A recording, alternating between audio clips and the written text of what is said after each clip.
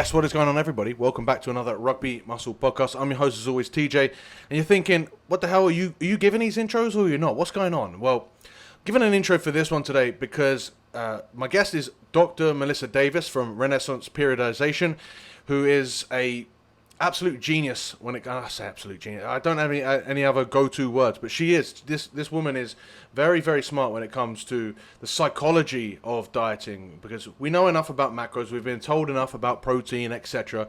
But it's not enough just knowing what you got to do. It's actually doing the bloody thing, and a big part of that, of course, is your brain. And in this discussion, we talk a lot about habit formation and how to set good goals that will allow those habits to happen. This is going to be a really, really valuable listen for you guys. And if you found this information useful, I would encourage you to visit the links that are going to be in this description. First one is from Dr. Mel's book, Evidence-Based Habit Building.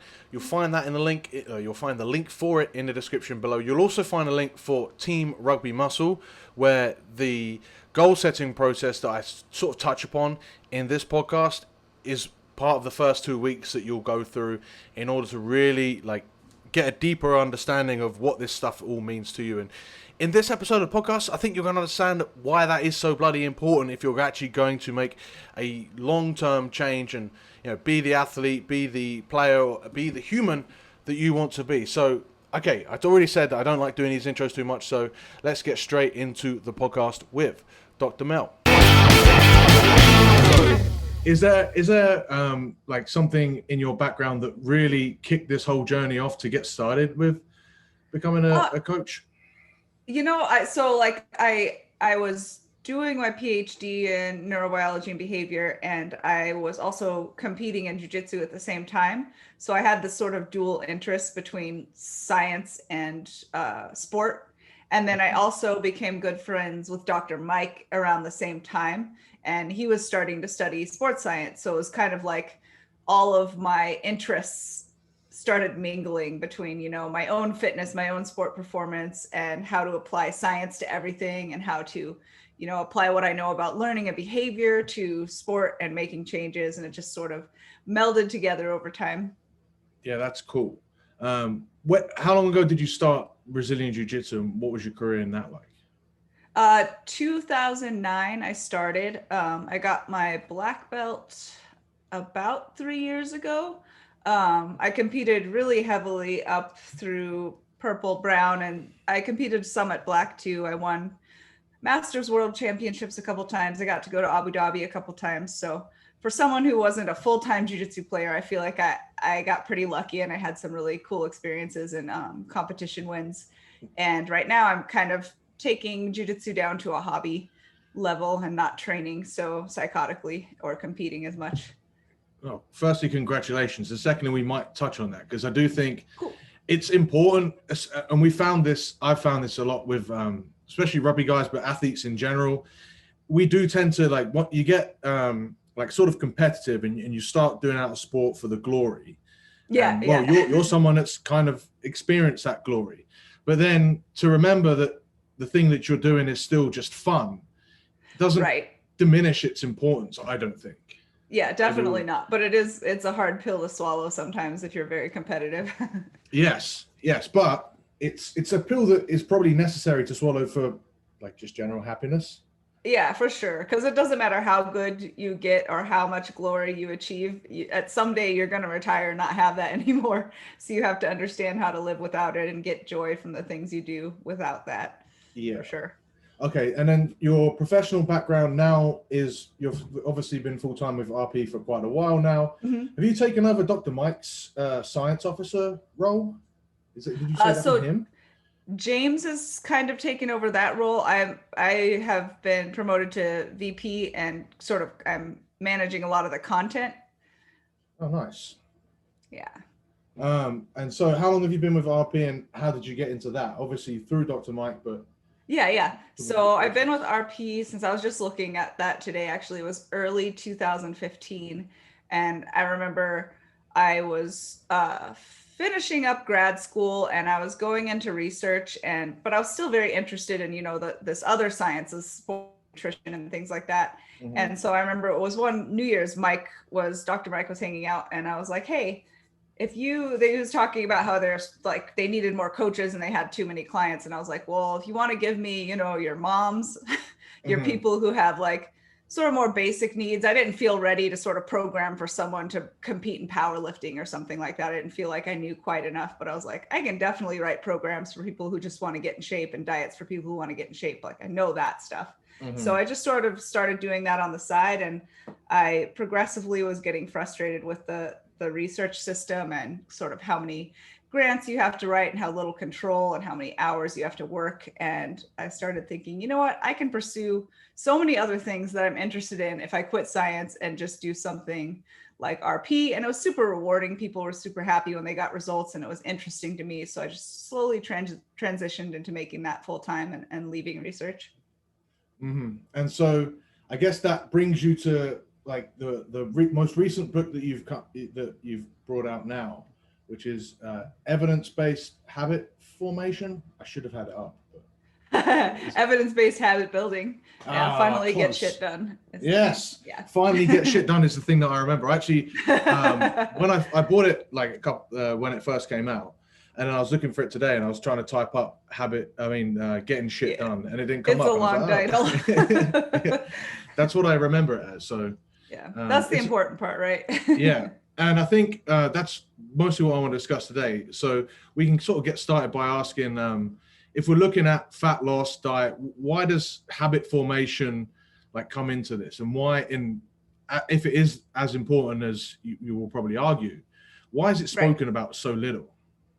Yeah, I think for such a long time, the research and the sort of public understanding because of the research was based on willpower being this sort of almighty thing to work on and strengthen and use. And I think the research is starting to shift. And as always, when science shifts, it takes a while for the general population to get access to it and start reading about it. The research has started to shift to the idea that, like, yeah, willpower and, self-discipline, these things are great and they're important, but it's a heck of a lot easier is having a habit, because you do the habit whether you feel like it or not, whether you're stressed or not, you do it automatically. Like that's what a habit is. And if you can build habits that support your goals, it takes so much stress and so much work out of the whole process. And then you have all that willpower and energy for other things. Hmm. And so I think when people talk about like motivation, that's the same sort of thing, right? Yeah, absolutely. Because Absolutely. Motivation, willpower, these things wax and wane. Habits are pretty steadfast. yeah, and so rather than like looking at, because I do think at the core of it, everyone knows how to get in shape, like at least the basics of what to do. And so yeah, Right. it's the habits that have changed that. So um, like what if we're trying to start to solidify our habits? How does someone even go about this? Because now, rather than just cut out all of the carbohydrates, or rather than stick to Right. whatever diet they've been told, now they've actually got to change. Like habits sounds like you're trying to get me to change everything. So how do we get started with this? Yeah, so I think with respect to fat loss diets, the important thing is that you're building a diet whose basic principles or foundations will extend beyond the diet, right? So if you're doing a crazy diet where you're cutting out all of one kind of food, the chances that you're going to build a sustainable habit from that are pretty small, just because that's difficult to do and no one really wants to do that full time in their life. Like, don't ever eat carbs again. That's crazy. You Mm-hmm. want something that's like you end the diet and you've developed these basic principles, this lifestyle of eating, and now you just eat more, right? So like you Mm-hmm. still have veggies, you still have protein, you still have balanced meals at regular intervals, but now you just get more food and you can have some free snacks and fun foods sometimes. So it's a lot easier to sustain your weight loss if your fat loss diet has prepared you with these basic principles that can carry on into maintenance and regular life. And would you argue that the reason that they're out of shape, quote unquote, in the first place is because of their it's not like they have to just come up with new habits. They have to replace old habits as well, right? Yeah. Yeah, absolutely. Yeah. And There's so, oh, go ahead. the data shows that, about 40% of what we do is habitual, which is good and bad, right? Like it's great that we can drive a car habitually without thinking about every time we touch the brake or the gas, and like processing. We can sing a song, put on our makeup, eat a sandwich while we drive. So habits are good, but some of our habits definitely hold us back, and assessing which ones are getting in the way of our goals is a good place to start. Okay, so even before we got to figure out exactly what we're doing wrong as well, that sort of contributes to it, right? Because we're sort of blind to that. Yeah, very often the habits are very automatic. They're not very conscious. You might not even realize when and why you do them until you start really taking a look.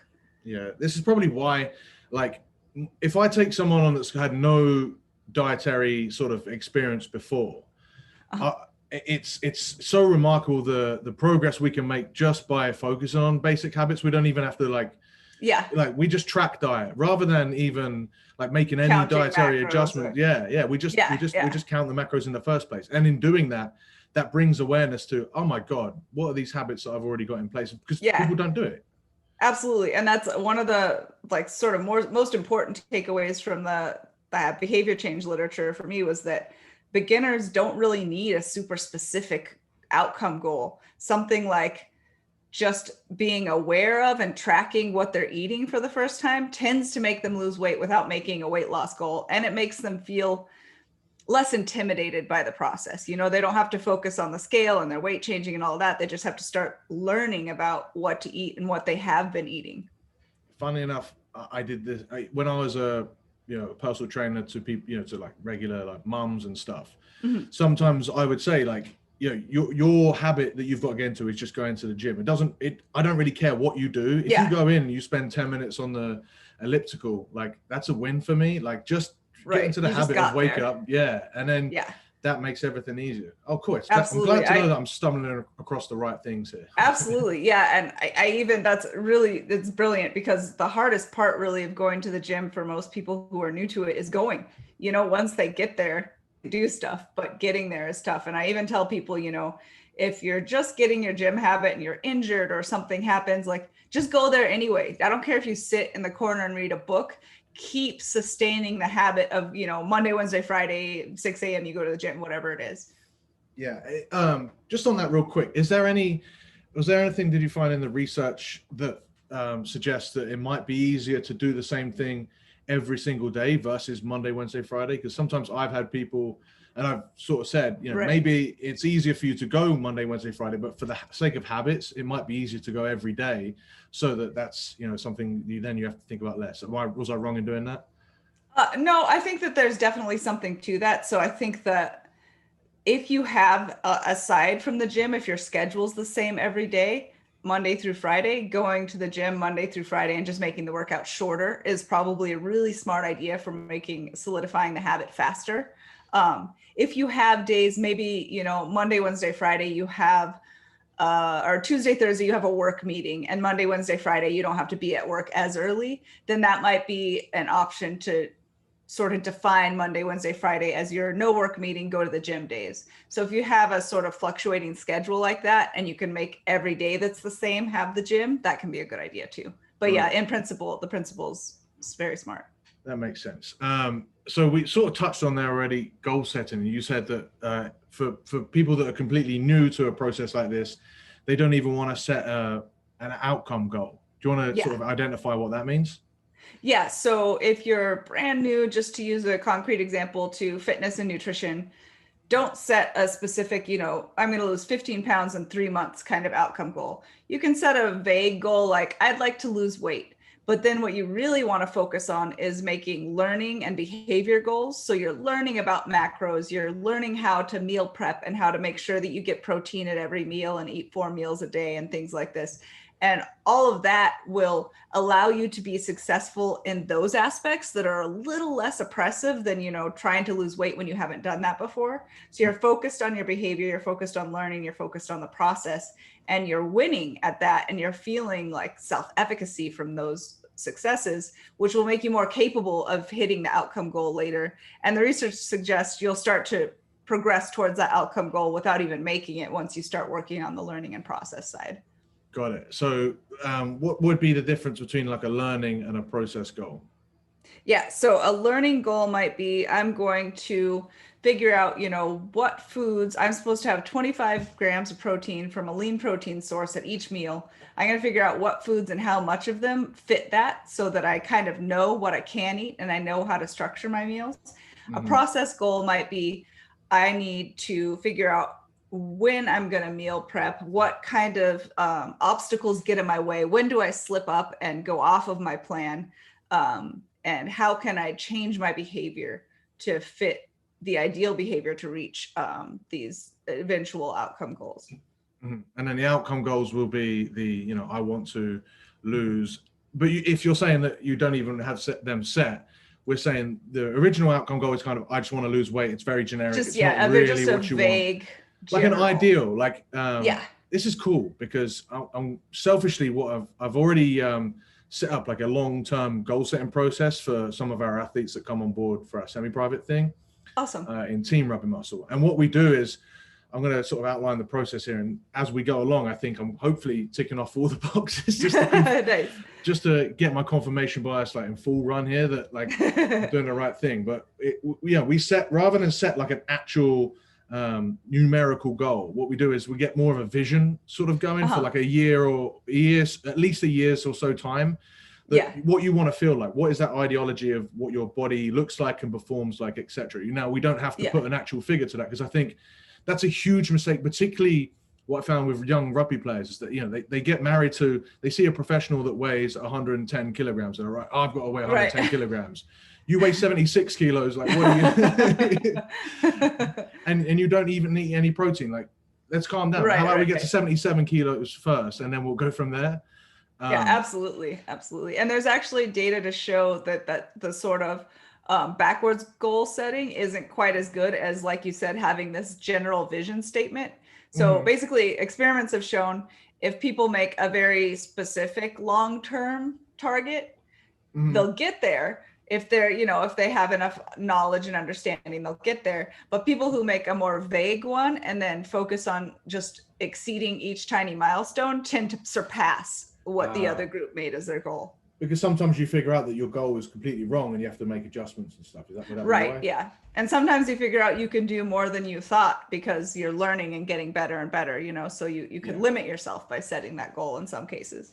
Okay. And then to continue the goal setting conversations, the process and the learning goals, they're still going to be time bound. It's not just, I want to learn, how much protein I should be eating. Right. It's, I want to learn how much protein I should be eating this week so that next week I can be actually going about trying to eat that, right? Yeah, absolutely. Time constraining helps a lot. People need a little bit of challenge. Otherwise, the goals don't tend to be as motivating or interesting. You just want to put the challenge like in the context of that person's ability. So like if they're brand new, making a learning goal for the week is great. Whereas making a weight loss goal for the week might be overwhelming because they don't understand how to make it happen.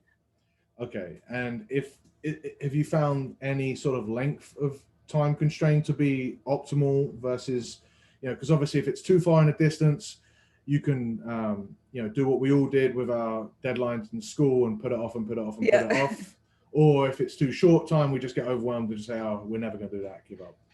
Yeah. I think it's kind of a trial and error type thing, especially if you're coaching someone, because you don't know really their capacities and limits. They don't even know their capacities and limits really. So you just have to give your best sort of estimate and then measure like, okay, did we not push hard enough? Did we push too hard? And adjust from there. Is it because more than anything, that time constraint, rather than actually being right, you've got to make this by then, at least it's just like it's like a check-in, right? It's like, all right, did you do this and why not? Time to assess. Yeah, exactly. Oh, cool. Okay. So now we know our goal should be time constrained. We've got an idea of long term. It's probably wants to be less specific than right now. What about measurable goals? Like how do we want to be able to do that? Yeah, so that one's tricky. I think that if you're a beginner, your learning and process goals need to be measurable to some extent, but your vague outcome goal doesn't need to be. Yeah. Whereas if you're sort of an advanced person who understands all of the basics of whatever realm your goal is in, then you can make much more sort of specific targets. Yeah. Okay. So it's more a case of like, we want to be specific so that we can really like make sure we know whether we've made it or not. But long term, we don't want to be too specific because that might make us give up hope or something. it might seem Yeah, overwhelming. for the beginners, for sure. If you're more advanced, then having a specific and challenging target can be great.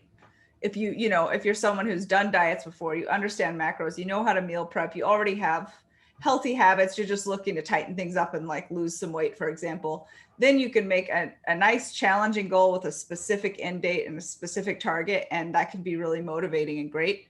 If you're a beginner, it can be overwhelming and confusing. Whereas the more specific learning goals can be a fun challenge that'll help you eventually get to your outcome. Okay. So, like, would you say that like this process of goal setting is 100% necessary? Because it already sounds a little bit more wishy-washy than what I'd sort of hoped in terms of like habit building, at least, you know? Yeah. Yeah. I think it's very important. I mean, in a sense, habit change is a goal sort of in itself, if you Mm-hmm. have, most people have some things they'd like to be better at, and to get there, figuring out, where you stand in your knowledge base. Should you start learning first, or should you just start working towards an outcome goal? And setting those down and starting to track them, I think, is really important. And even tracking the learning goals, like, what do I know this week that I didn't know last week? So that you can feel self-efficacious, and that can support further success. Yeah. We'll get onto tracking in a sec, but I want to really finish off this goal setting part of me, a question in here. And I think you sort of touched on it there, that I think like in terms of like our habits and how we want to perform on a daily basis kind of means that the goal setting that we do needs to be like really, really important to us. Is that important in the literature? Does that show up a lot? Yeah, it definitely does. You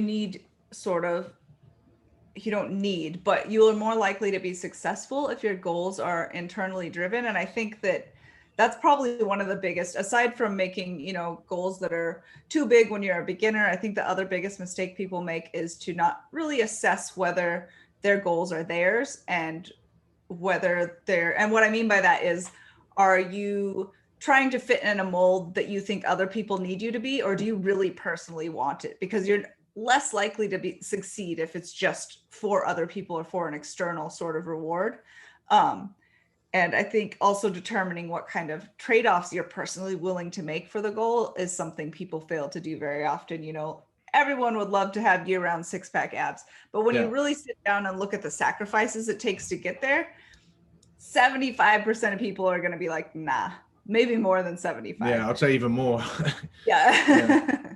You mean I can't eat all I've got to eat? Like every flexible dieting, commercial these days, or people that advocate for it, will tell you all the time about how you can eat pizza and everything. They don't tell you you got to spend 20 minutes a day on MyFitnessPal trying to make sure you've got the right accurate, right. Squeezing that in somehow to your daily caloric intake. Yeah. And it's like, I think those are the two biggest things I've found. It's like, number one, it's a goal that's for you, not for not for society or whatever you think in that given moment is important to you. And number two, you realize what that goal means to your actual life. Because going back to the goal setting process that we go through, we do say that. We say, right, once you've reached these goals, like, how has your life changed? Because obviously, if your life didn't have to change, you'd already be at your goal now. Exactly. Yeah. That's incredible. Not many people do that with their clients, and that's so important. Yeah, it just brings because you can't, if you're someone that regularly eats out and doesn't, care about what you eat at all, it's just very, very, very basically impossible to be able to have six-pack abs year round. And it would take a drastic lifestyle change. And I think the other important thing to make sure that clients understand is that's okay. Like, if you're happier eating out a couple times a week and not having abs, that's fine. That's a fine choice. That doesn't mean that there's something wrong with you or you're not good enough. Those are just your values and your preferences for your joy in your life. And that's totally cool. Yeah. I guess that goes back to when we were talking about your jiu-jitsu and glory and stuff. It's like, people think that having a world's gold medal is really important, and I'm not trying to diminish your accomplishments. But doing that is really important. But it's also really important is just on a Wednesday night when you've had a really stressful day at work, then going to the gym and rolling for an hour and a half, which is the most Right. amazing stress reliever. Or Yeah, for our absolutely. guys on a Saturday afternoon, just playing, going out on the field and playing rugby is like one of the most fun things that you can do. Who cares if it's just your granddad and his dog watching versus, yeah, for sure. yeah, I think that's something that we sort of really try to double down on, is just understanding that, increasing your performance for that. Still, if it means it enough to you, it doesn't matter that it's just rugby, or it doesn't matter that it's just right. Tier 10 or whatever. Like what is important is that it makes for you to be a happier person, I guess. Yeah. And if you don't enjoy that aspect of the training without any of the glory or whatever, chances that you're going to be super successful are pretty low anyway, because most of any sport training, no matter how good you get, most of it is just, the grind of being there and doing it and training. And like only a small fraction is the winning the championship or winning a medal or whatever. So you have to love some part of the process to be successful in any respect anyway. Oh, exactly. And actually that's a perfect little segue to talking about sort of tracking. And your Dr. James actually came out. He's solidified a statement that I want to always keep in mind. And because I've been thinking about it for the longest time, that I've been really pushing back on like doing any sort of physical testing in the gym for my athletes, just because I've got no uppers that I've got to report to say, hey, these are lifts that are improving to show them how well we've improved. I just think if they're feeling better, if they feel like they're performing better, that's enough for me. And if that's enough for them as well, then we're all happy. Like, we don't need to take a week out of our training. And then he argued back that as long as you're keeping a good enough log, and you're keeping, if you're, what's the word? Not a log, not tracking. I've completely spaced on the word, but he's saying as long as you keep a good, why am I spacing on this word? It's not tracking, it's not log. Too many concussions. Monitoring, you idiot. It's fucking monitoring. That's the word you were trying to say. I had to correct myself as I was thinking it, as I finished this podcast. So, yeah, the word I'm trying to think of is monitoring. Also, I've just realized that my mic has been off for this whole podcast, so apologies for that as well. But, I mean, before I said this, maybe you didn't even notice it. If you did, let me know in the comments. Otherwise, let's just get straight back into it. It's just one of those things where if you've got a good recording of all your data of your training, then that's just as good as testing, because you can see your results coming along. Yeah, you can absolutely see your progress just in your training if you're keeping track. And that ties me to the process of enjoying your training and enjoying that, because I think you said that one of the best things about like being able to enjoy the process is not like actually just enjoying the workout in that the workout itself is all so much fun. Right, like, I love doing 6 sets of squats. Yeah, exactly. But what is like really enjoyable is that intrinsic like sort of joy you get inside when you put one more rep and you put it on your log and you see, oh my God, I've added 20 kilos to this lift since 6 months ago. Right. Does that come up in the literature as well, or is that just something that we sort of enjoy? Oh, completely. Yeah. So self-efficacy, like feeling like you're capable of success, makes you more likely to succeed. And so any little sort of wins that you can find yourself in the process, like I increased the weight on my squat, or my form has gotten 100 times better on my bench press, or whatever it is. Those little wins really support not only, motivation and making it fun and exciting and interesting to go suffer at the gym, because it can be hard, but also supporting just your belief in yourself that you can succeed and progress and move forward is really, really helpful. Right. Rather than just sort of going into it blind and panicking, because I've done it where, when I wasn't keeping a good log and I was always worried about if I wasn't going to perform the best or if I wasn't making the progress, because I didn't really know, that would almost always result in me doing just too much, because exactly. Yeah. And it's very hard to see a lot of the changes that happen, in sport and fitness in particular. It's hard to see them on a day-to-day basis if you're not keeping track. Like if you got, 8 reps this week and 10 the next week, you might not even remember that 2 rep change, but that is progress, Yeah, absolutely. And it's sort of goes back to why, again, people don't stay sort of consistent with their stuff like this, is because they don't see that progress. Then they Right. don't think they're making any progress. Right. And they Just give up without ever knowing that things were changing. Yeah. Or they add more onto it, and then until they eventually just do too much. Yeah. Yeah.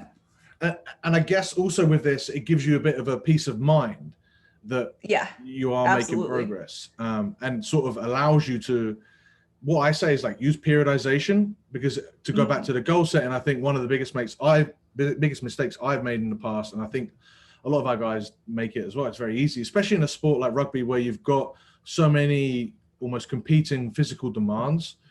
I found so often that like I found it, it's quite embarrassing, but I found like a goal setting. I think I set myself in like 2013 or something. And I set myself, not kidding you, 100 different goals that I wanted to accomplish in the gym.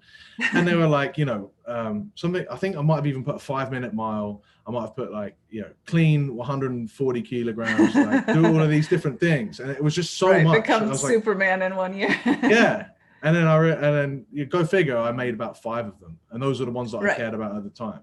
But I think that like keeping a good track keeps you accountable to the stuff that you don't need to do as well as the stuff that you do, right? Yeah, absolutely. It keeps the primary goals in focus on a daily basis if you're having to log it. And it keeps, like you're saying, not only everything we talked about, it keeps your focus on the thing, right? If you have to look at it and log something every day, you're going to at least get a tiny bit of motivation from that process. And it's kind of funny, like how people treat goals and behavior change. A lot of people treat it as if, okay, I start a 3-month diet. I'm going to log my weight on day 1, and then I'll log it on day 90. And in between, I'm just going to flail around with no idea whether I'm making progress or not. Like that's sort of what people do. And it sounds funny, but it's what people do a lot with behavior change and goals. Mm-hmm. So are you someone that advocates like keeping as many different sort of avenues of tracking as feasible? I'm not going to say as possible, because you don't want to overwhelm yourself to the point. You don't need to put a tape measure on your biceps every single day, like yeah. So for things like that can't really be measured on a daily basis, that's where you just do the behavior. Like, did I do my bicep curls that were programmed for today? Check. Okay, I know that my behavior's on track and that will lead to the outcome. And when it's measurable, I'll see the change. Yeah. Okay. So it sounds like you've seen a lot of people that have sort of fallen off the wagon as well at some point. So if they're doing that, if they're that sort of person that's stepped on a scale at day 1 and they're waiting to step on a scale at day 90, more often than not, they don't step on a scale at day 90 because they've given up in between, right? Right, absolutely. And so they've set themselves that goal, but they've also been able to track quite consistently. But even then, people will still claim that they'll fall off the wagon. Yeah, for sure. And in the research, what's one of the other main culprits that we sort of haven't discussed already? Yeah, I think one of the main culprits is that people don't set up a behavior change program. They try to sort of motivation and willpower their way through, say, a diet. And that tends, the harder it gets, the more that tends to sort of fizzle. The more you're struggling, the less motivated you feel, the less willpower you tend to have. Whereas if you start setting up habits and celebrating the little wins in your behavior, then you tend to be able to get to the outcome with less of this willpower grind. Yeah. Is there at least a level of willpower that is going to be used, or is it only just just getting going? Or behavior change requires some self-discipline and some willpower, but in the end, that work and that willpower sets you up for less work and less willpower across the process. Okay. So use that, rather than use that motivation to grind yourself into, doing the perfect diet every day. It should be using that motivation to set out the habits that are then going to stick with you to come, right? Yes, absolutely. Yeah, I've read the book. Perfect. Hi guys, I just wanted to jump in here to tell you that if you're enjoying this podcast and you want to become a better athlete, then you can go ahead and visit rugby-muscle.com and pick up any of our free goodies. That is the 50 free rugby conditioning sessions, the physique nutrition crash course video series, the supplement guide, and newly added is a macro calculator. Yes, that's right, a macro calculator where you will be able to work out your protein, carbs, fat, and calories that you should be eating on a daily basis to give you a guide as to where to start your diet from. This will help in conjunction with your 50 free conditioning sessions to build you out a decent little plan that will enable you to take control of your training and use effective training and nutrition to become a better athlete. All of that stuff and more can be found at rugby-muscle.com or rugby-muscle.com/macros for the macro breakdown.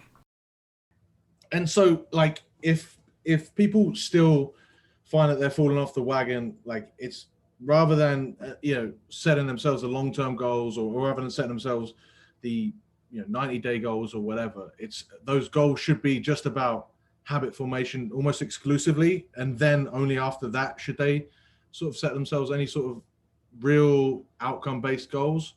Yeah, I think if you're experienced and you can set your outcome goal, and then I think sort of the next step for someone who has the knowledge to set a specific outcome goal is to sit back and say, okay, what are my daily or weekly behaviors that get in the way? What stops me from already being there? And what are the behaviors, daily and weekly behaviors, I need to do consistently to support that goal? And how can I start to eliminate the ones that are my behaviors that aren't productive? And how can I start to build habits that do support that goal? Okay, fantastic. I didn't even intend this, but we've now got to the next part of my goal setting framework that we do is we break that that year-long vision into, okay, what does that look like for the next 3 months? Like, where do you see yourself in 3 months? And then we say, where are you most likely to sort of mess up? Like, what's happened in the past where you've set yourself a goal, or what events do you have coming up that might get in the way? And then we sort of figure out how can you make sure that you overcome them. Is that enough, or do they still end up like very easily messing us up? Behavior change is difficult. It's really, really difficult because it involves sort of undoing strong patterns in your brain and replacing them with new ones. So I think people will still have trouble, but with that system, if you continue to shift your behaviors slowly over time, you'll find that success becomes more and more plausible. Okay, so it's more about, right, rather than just saying, right, this is the last time you've got to do it, otherwise it's now or never. Like, throw that sort of out the window, right? Yeah. I think it really, something I try to make sure that people understand is that you are a human being and you have a brain, and your brain functions well, and that's why this is hard. So it's not a bad thing that this is difficult. It's not a bad thing that it takes you a long time and that change shifts slowly. That's totally normal. It's a byproduct of you being a human with a brain. So expect there to be, mistakes, expect to mess up, expect to relapse a little, and just keep going, because you'll gradually, and if you're tracking, you'll see these changes, right? Like, binge eating is like a really easy example to talk about, because people feel like, I need to stop binging, and then they expect to make a behavior change, and next week they don't have any urge to binge and they just never binge again, right? When really it should be like, this month I binged 25 times, next month it was 20, and celebrate that progress, because no one goes from whatever to zero overnight when it comes to behavior change. And sort of acknowledging it in the first place. Like, Personally, I've been someone that, I don't know, you could maybe comment on what the research says about this, but I think my binging has been, well, I was always like the chubby kid growing up, but I was quite athletic, hence I got into rugby. But I then, once I started reading, I think it was probably Teen Nation or some other bullshit that, when like cheat days were massive and that was exactly what you had to do. I would remember I had an ACL injury, so on Saturdays, instead of going to instead of playing, I'd just go to the gym and I'd have my hardest training session then. And then I'd go straight from the gym to the supermarket and I would fill up a whole shopping cart with just junk. Like, I'm not kidding you. It would be one pizza, at least one box of cereal, as much junk as I could because I dieted so hard that week. And right. I'd go watch the boys. I'd eat as much as I can, and then maybe I'd go out. But quite often, like, this is quite deep psychological stuff. But sometimes I wouldn't go out because I'd just be wanting to eat another pizza or you know what I mean? Right. Like, avoid that because I'm just like, I'm too full. I'm not going to go out now. And from that, I know that I've always been someone that sort of been predisposed to binge at some point. And even now, as I've been doing this and I've had my precision nutrition certification, I help people with diets and I've done so for nearly like 10 years now. I am still susceptible to that if I let myself. Right. So first question on that would be, is that like a behavior that I've taught myself to be binge, or is that sort of a human habit? And then secondly, is it something that will just be with me for life and just sort of acknowledging how easy it is for me if I want to, or if I let myself binge, it can still happen? Yeah, so I think it's pretty common, especially, in societies where people do diet and value like fitness and leanness, because there's the tendency to restrict really hard. And then at some point, your willpower and motivation to continue that restriction disappear and you make up for it by going all out. Mm-hmm. I think that the tendency can be diminished. I think reframing sort of food intake as either not good or bad, not allowed or disallowed. And what I a lot of times tell my clients, and what I kind of do myself, because I have that tendency too, like I love food and I get pumped when there's just a lot of good food around and I want to taste it all, is like, okay, here's this thing in front of me that I can have because I'm not on a diet right now. So that makes it already more desirable. Like I'm allowed to have it right now. Mm-hmm. But do I need it right now? Is this something like on a scale of 1 to 10, how much do I love the food in front of me? If it's anything below a 7, skip it. If it's above a 7, eat it and don't care. Maybe stop a bite or two from fullness, but just eat it without guilt. And I think that kind of helps people to moderate those tendencies. So like every now and then they can still go all out when it's one of those foods that they absolutely adore. But when it's not their favorite thing, they can skip the binge and the consequences. Mm-hmm. I think it's something that's, I guess, it's one of those evolutionary things, right? Because if we would always restrict ourselves when we were hunter-gatherers, like if we came across for example, sushi buffet in the wild, right? We'd want to stock up on as much. You can bet our ancestors would have gone to town. Yeah, absolutely. And so I guess it's just acknowledging that is an innate, like, as something that we have is I guess is important. And then obviously as a social thing as well. It's like eating and enjoying food has been a thing that we always do and have always done. And that shouldn't be a bad thing, and it should be, a part of our lives. It's just a matter of sort of moderating it to fit our other goals. Yeah. And I guess then that ties into like people sort of identifying or I guess putting their goals and putting their like habits and stuff as part of their identity. Is that always going to be a positive as well? Like in terms of like, oh, I'm a healthy eater. Yeah. Oh, absolutely. That's really, really helpful. It's helpful, and it can be harmful if your habit is something that doesn't support your goals and you just define yourself as I'm lazy, or I just love chocolate too much to stop, or whatever it is. You can sort of box yourself into that identity and prevent yourself from changing.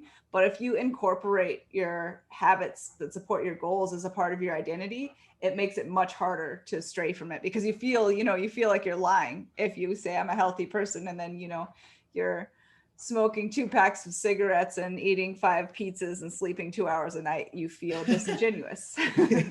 Yeah. And I think it also, like, there's something intrinsic about that goal, or if it relates to your identity as well, right? If you want to, if you view yourself as a rugby player and your goal is to be better at it, that would be a lot better than saying, oh, I want to look good for the beach, when you're already married with 3 kids. Like, right.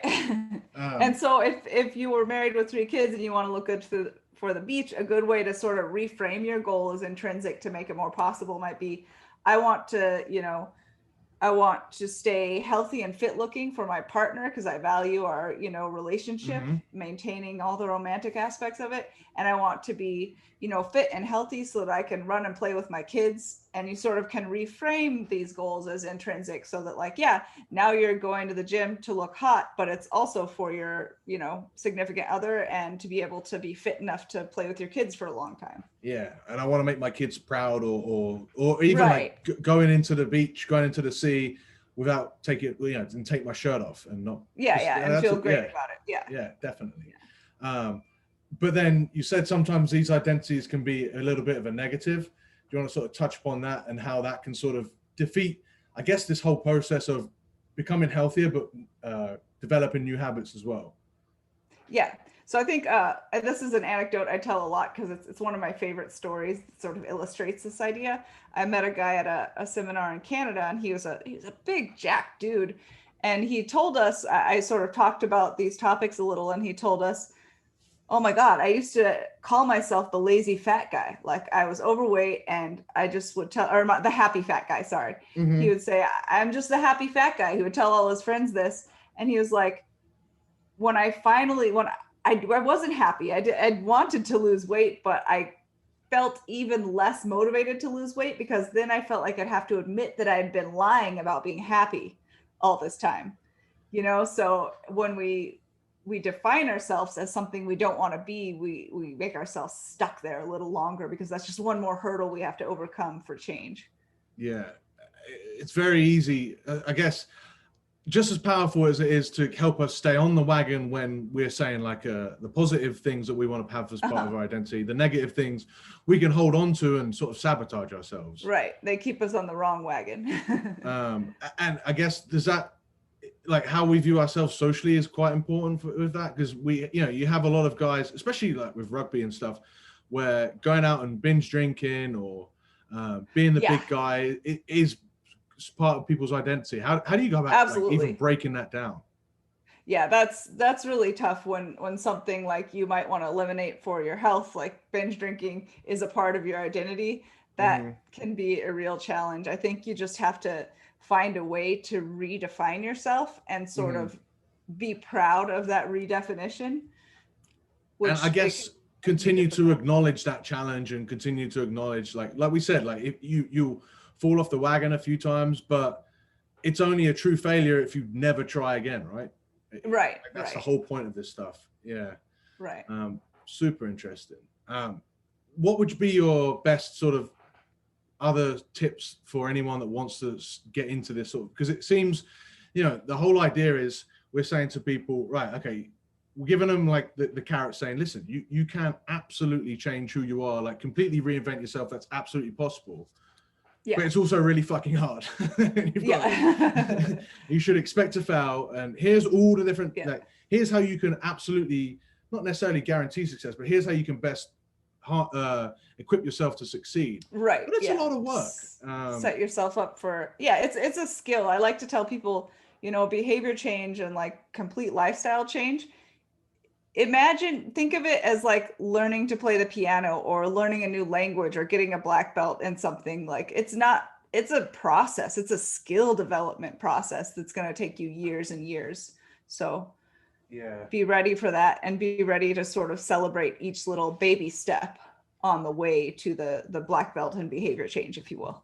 Yeah, that's so true. I think actually, before we get to your tips, that would be sort of, I guess, one of the reasons why I found it like I understand this whole process because I've moved country a lot in my life and I've changed, sort of had to get into coaching because I had to retire, and rugby, being a rugby player was my identity, and then it was a coach, and now it's like working online, and now I've moved country and now I play jiu-jitsu, and I feel like I've changed a lot, that I've never I've sort of become afraid of getting pegged into one hole, like, for example, I wouldn't, I eat fish, but I don't eat any other meat.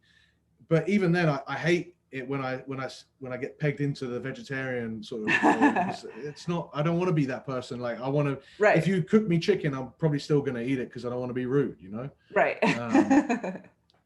And I guess it's because I've ruthlessly sort of torn away at all this stuff. And yeah. I think that's smart. I think it's good to not want to be pegged in a certain hole and to be okay with not fitting in any specific mold. It gives you more freedom. But at the same time, we are social creatures, and we want, like, it's easier for us to be accepted socially if people can put us into a hole, right? Right. Huh. Maybe this is a conversation from a therapist instead or something. So we'll go back and we'll just ask you to give, if you've got maybe one more tip or something that for people that are trying to start a habit, and maybe I'll give my tip if your one isn't going to be the one I'm thinking of. Yeah, my tip is buy my book. Just kidding. I think in terms of what we have not covered yet so far in this discussion, I think the idea that there are so many different strategies for behavior change. You know, there's so many different ways to trick yourself into doing things. So that really gives you a lot of hope. Like if you've tried a certain strategy for changing your behavior, you know, like maybe you don't buy junk food, you don't keep it in the house, and that just doesn't work for you because then you drive through fast food or something. That's not the only strategy that you can develop. You know, you can give yourself rewards for abstaining from something you're trying to avoid. You can allow yourself to have the thing in exchange for doing another productive thing. There's lots of different strategies. We definitely can't cover them all in the last 10 minutes of this, but take there's a lot of hope to be had because there's a lot of different ways to sort of trick yourself into developing new habits. Yeah, sort of never, just literally, it's as cheesy as it is, like never giving up. Yeah, get creative.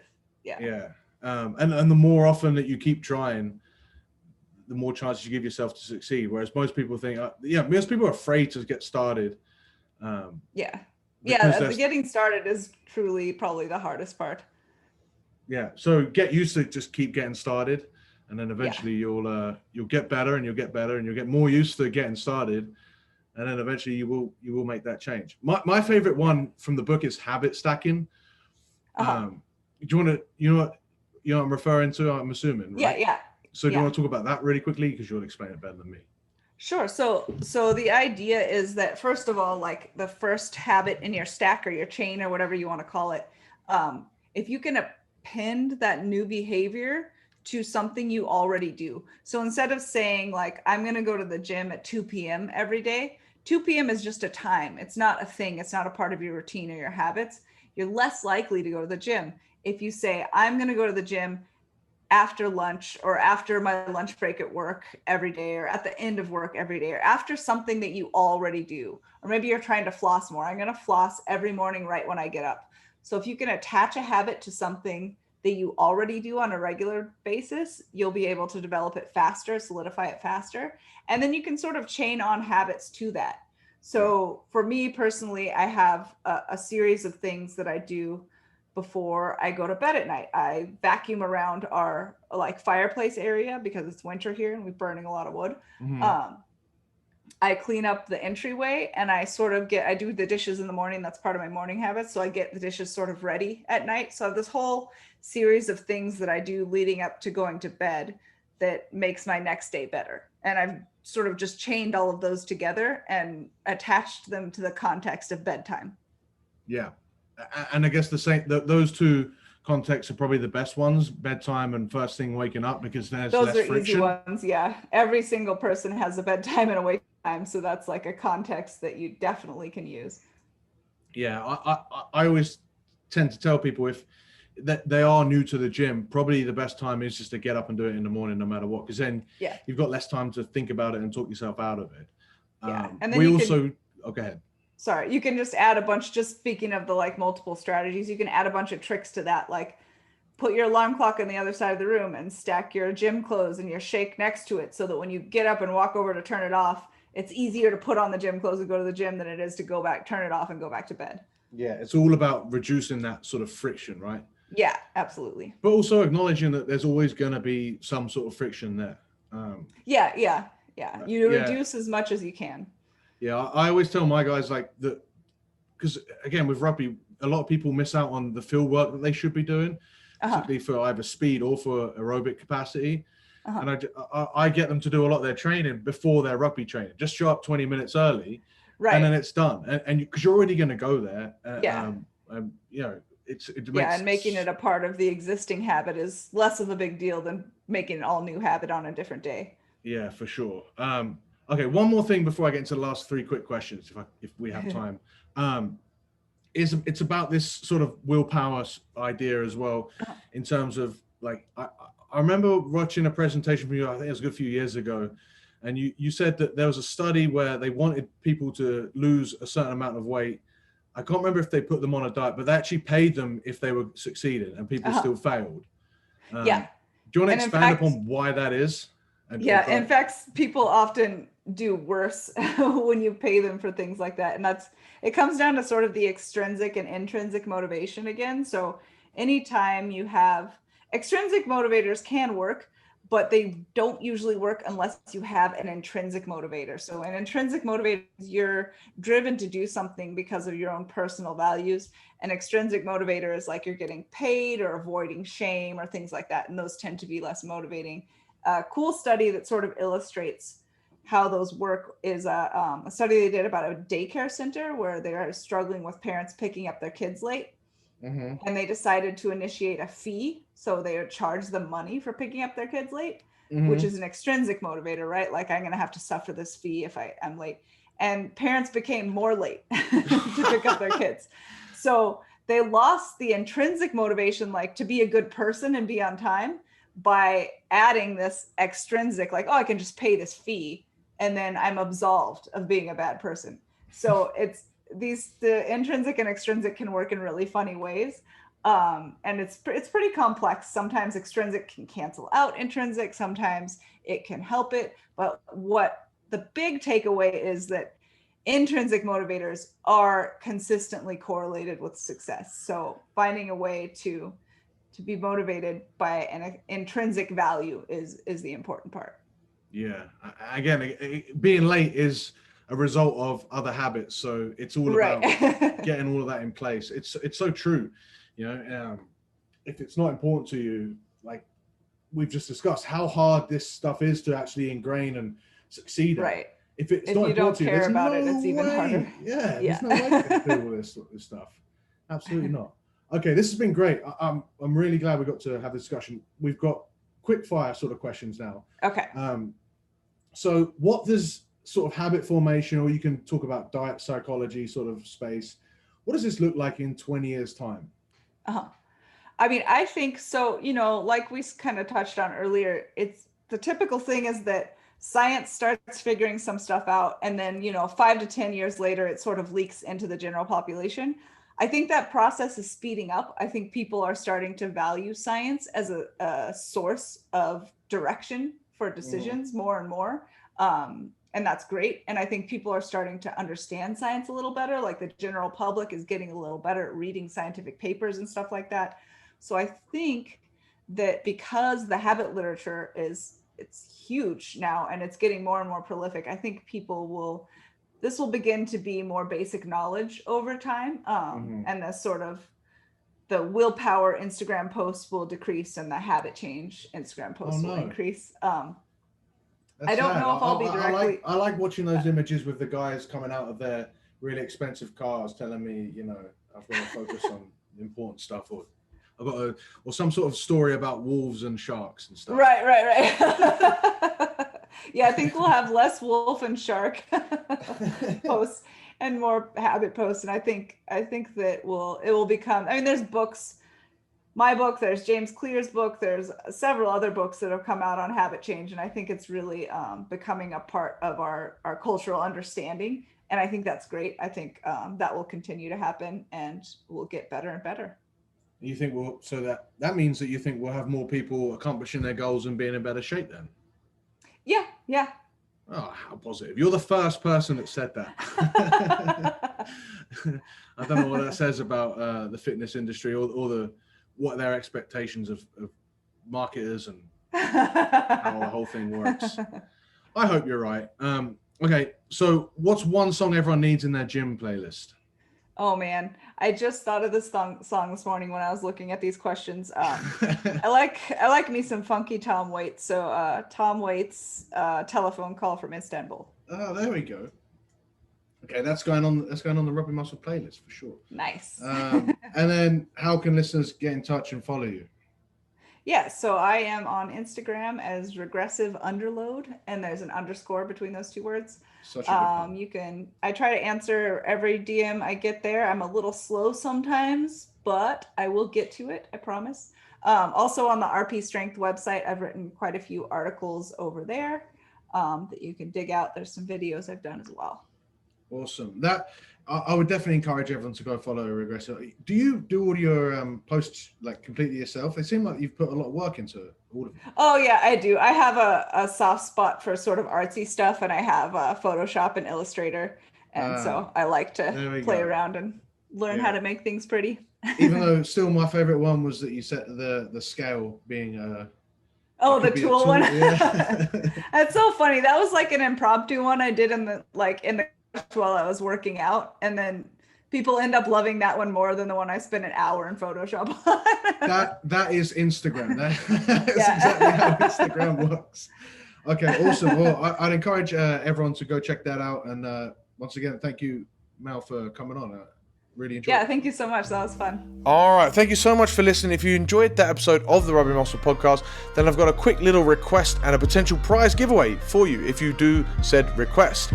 All I want you to do is go to Apple Podcasts and type up a 5-star review. Just your general opinions of the podcast would be great feedback, but also helps us reach higher rankings, get more exposure, allow me to attract more guests and devote more time to developing a better all-around podcast experience for you. All you have to do, once again, is go and give us a 5-star review on whatever podcast service you use.